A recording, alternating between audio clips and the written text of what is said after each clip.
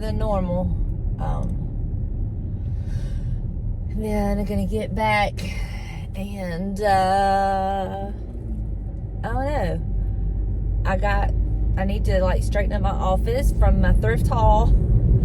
I need to empty my car from like my boot stuff to get it in the house so I can get stuff priced. And I need to fill holes. I need to prime the beadboard, possibly paint the beadboard.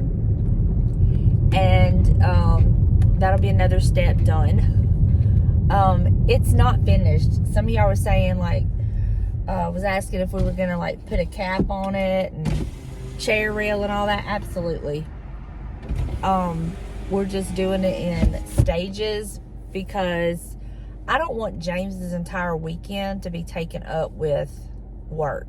I mean, he already has to work a full-time job, and by the time he gets home, it's dark, and I like for him to have rest time when he's off too. So that's why I told you I didn't know how long it would take for us to finish it, but it's not finished.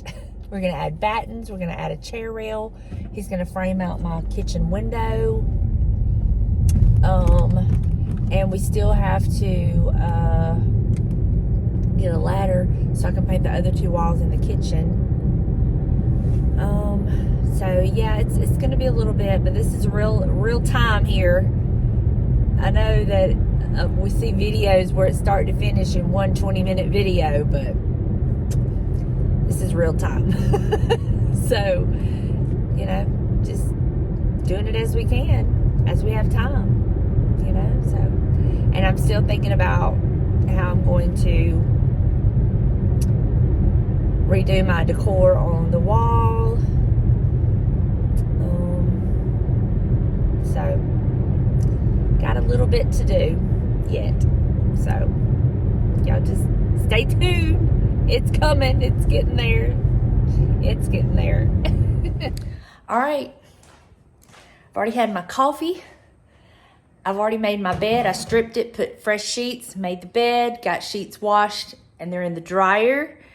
I have edited and uploaded the video for my main channel and the devotional channel. Got the windows open, the back door is open. I gotta open my front window. Now I'm getting ready to caulk the nail holes on the beadboard, and I'm gonna see, I think I've got a primer. I wanna prime them because this type of board, it scratches pretty easy when you paint it. So I'm gonna prime them, and then I'm probably gonna go ahead and paint them the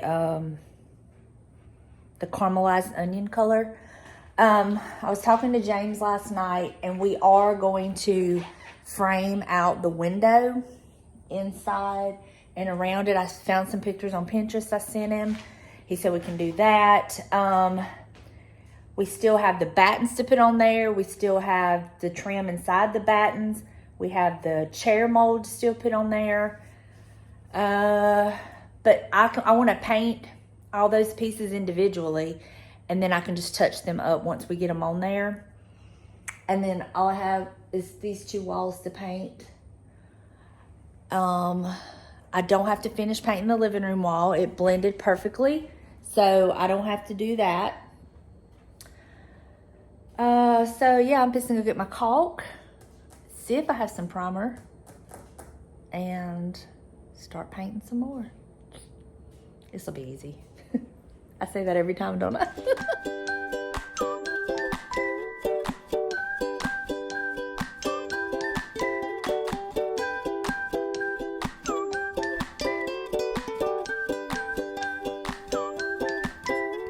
All right, quick change of clothes because I'm gonna be painting.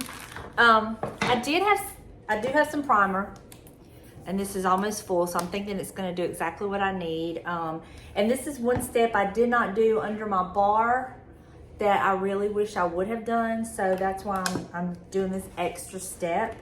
But I did have somebody ask me to share any of my paint tips and tricks, and I had already painted that wall by the time I got the comment.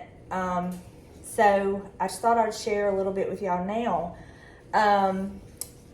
For easy cleanup, what I do is I've got this liner that I'm going to be using for my primer. And so I line it with foil. Easy cleanup. You just literally remove the foil when you're done. Fold it up and toss it away. So that is a tip. If you don't have foil, I've not had foil before, and so I've used like a trash bag, just something that you can just throw away. But I just literally put it in here, mold it to the shape of my pan, fold it down, and you're good to go. It's so easy. Make sure you have a great paintbrush. Invest in a paintbrush. It does affect the quality of job, the ease of job. I like the Purdy paintbrushes. I have several, and well, this one's Valspar, and you can see it hasn't been used because I don't really care for it. But the ones I use, I'll show you. They're in my kitchen. One's in the refrigerator with some paint on it. Another tip is if you're not finished painting a project and you're going to be using it fairly quickly, wrap your brush in some saran wrap, put it in a Ziploc bag, seal it up, put it in your fridge, and it'll keep your paintbrush where you can reuse it and not have to clean it. If it's going to be a little while, I suggest you clean it, but I knew it was going to be a few days, and I'll pull mine out and I'll reuse it. I even covered in saran wrap in between using it on the same paint job. Like if I'm gonna be a little bit, an hour or so, wrap it up, stick it in the fridge, pull it back out when you're ready for it. It does make a difference, and it helps keep your brush from drying out and ruining a good brush, because if you invest in a good brush, you want to take care of it. Clean your brushes thoroughly. That is another tip. It does matter how well you clean them. You can't just, it takes some time. And then once you've cleaned them, shape them back while they're wet in the shape that they are. Don't just, let them just be all, like if I washed it, I would then take it when it was wet and kind of shape it back and lay it flat to dry. I wouldn't just stick it somewhere while it was wet and let it dry, because you're gonna ruin it. So reshape it to the way it is and lay it flat to dry, or hang it upside down and let it dry like that. Let's see what else. As I think of them, I'll try to tell y'all. I'm not a pro. This is just years and years and years and years of practice and doing it. I detest tape. I try not to tape, because I have found in the past, anytime I've tried to use the tape, it ends up ruining my paint job when I go to pull it off. Some people can make it work great. I can't, so I just make sure I have a good brush, one that I can cut in and get around areas with, and that's what I do. So, got my primer good and mixed. So I'm gonna pour it into my tray. I'm gonna go in there and prime the walls. And then while this is drying, I've got to run to Lowe's, because I've got to get some more, I don't have any more rollers. So I've got to get some more. So this is a pre-wet roller. It's okay. But what you do is you run it under some water, you get it wet, you squeeze out all the excess. And this is a wall and ceiling. So it works great. But I noticed in using it on just that one wall and over my cabinet, it didn't last. I would not be able to reuse it. And I would not have been able to paint more of an area than what I did with it. So I'll probably go back to my, they're like a little foam roller. But I prefer the small rollers over the big fluffy rollers. To me, they work better in my opinion. It's a personal preference. but that's what I like. So I'm gonna go wet this. We got my primer, and I'm gonna go prime the walls, and then we're going to go to Lowe's. Imagine that, we're going to Lowe's. All right, so I'm just gonna kind of wet this.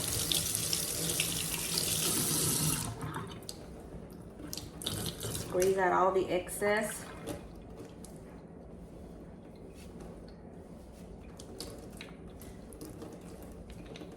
I don't like it drenched.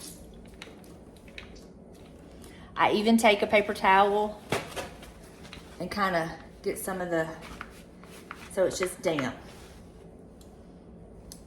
And now we go paint. Also, let me show you real quick. Here's one of my brushes. This is the Purdy brush. As you can see, I use it a lot. It's one of my favorite brushes. It has the little slight angle. I love this little brush, and I'm probably gonna take it over there with me to kind of get in between the lines on the beadboard. But this is one of them, and then this is what I'm talking about in saran wrap. This is the one where I cut in the walls and stuff. This is another Purdy brush. I know you probably can't tell, but this is a Purdy. These are my favorite brushes. They are a little bit on the pricier side. They're not like break the bank pricey, but you think, oh my gosh, I'm not gonna pay that for a paintbrush. I can't tell you how long I've had these and how many jobs I've done with these. I mean, I love it. So I definitely say invest. Your paintbrush and the quality of your paint job will depend on a good brush, in my opinion. That's my experience. So take that for what you will. All right, we're just gonna get to it and gonna get this primer on.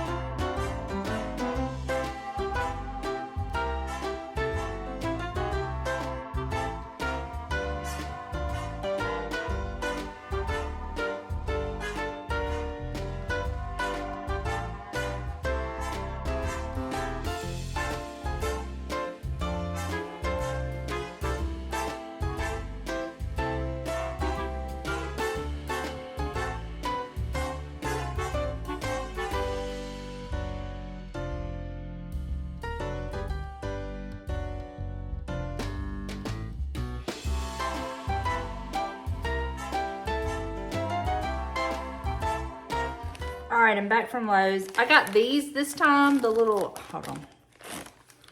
The little sponge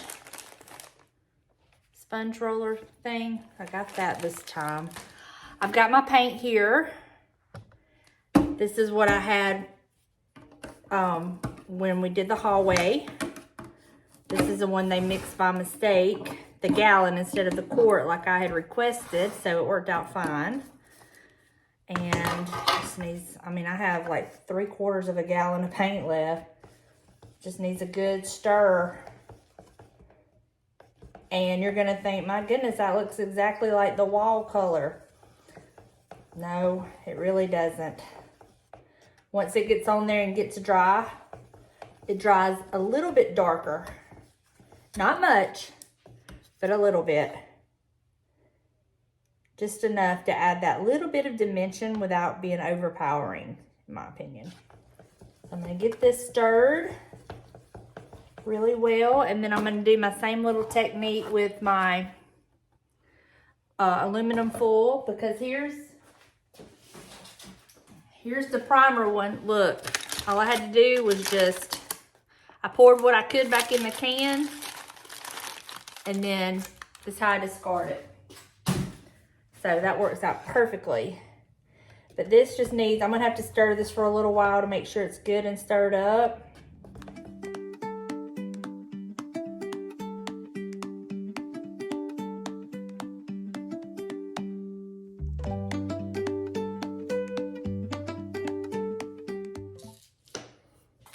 All right, let's go paint. I was just a painting and wasn't even recording. I'm using my brush. to get in the little grooves. And then I'm using my roller to kind of go over it. It's going to require a couple coats, but that's okay. Kind of knew it would. We don't have to get all the way to the bottom because we're going to have a piece that's going to come across, and we're going to have pieces in the corner. So I don't have to worry about getting so close. I'm trying to get as close as I can, but I don't have to get so close that, you know, and y'all hear Marshall Dillon over there.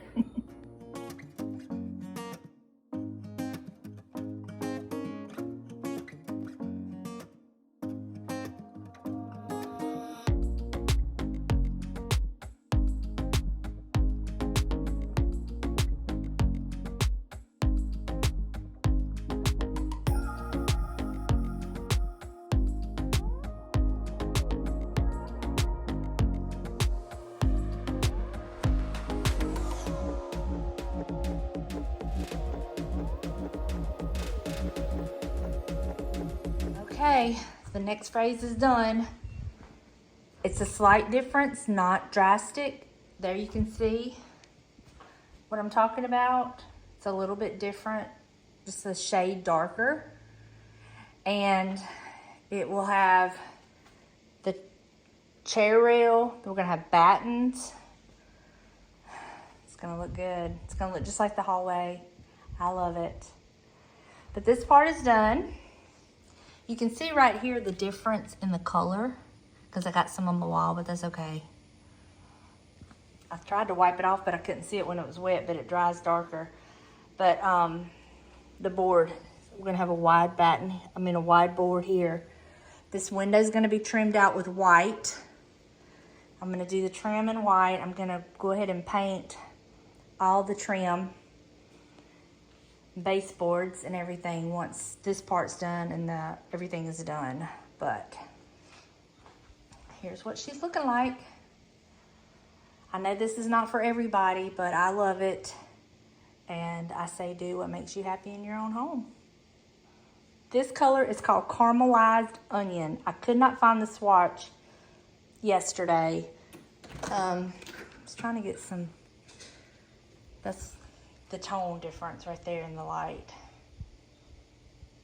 Let me go show you the hallway so you'll know what I'm talking about. The refresher. So we're gonna have the board going across the top, and then we're gonna have the battens. That's how the walls over there are gonna look. We're also going to be adding a piece here. On this piece right here, I wanna get like just a board. James can like do something to the sides of it or whatever, and I will stain it this color, like the corbels, to go there all the way up. And it's just gonna be that little bit of detail, and I may do it right here as well. I don't know, we'll just see. But I think it would look good to have one there and there, and it'll just kind of like show the different, like it'll have a stopping point, if that makes sense. All right, now I gotta clean up my house. It's amazing how filthy everything gets when you're just doing a little bit of painting, but I really love it. And the thing about it is, it's not that different as far as color than what I already had. It's just a little different look. So now I'm about to show you how easy it is to clean up your paint pan, doing it this way. Or literally, I'm gonna wash this, but let me lay this over here to the side so I can wash it.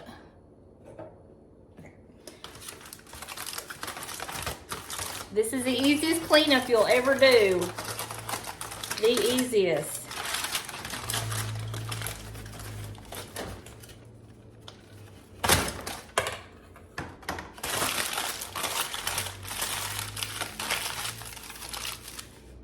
Done. Now for cleanup on my brush, I just get some hot water and I just start running the water over it, and I just keep doing this until the water runs clean.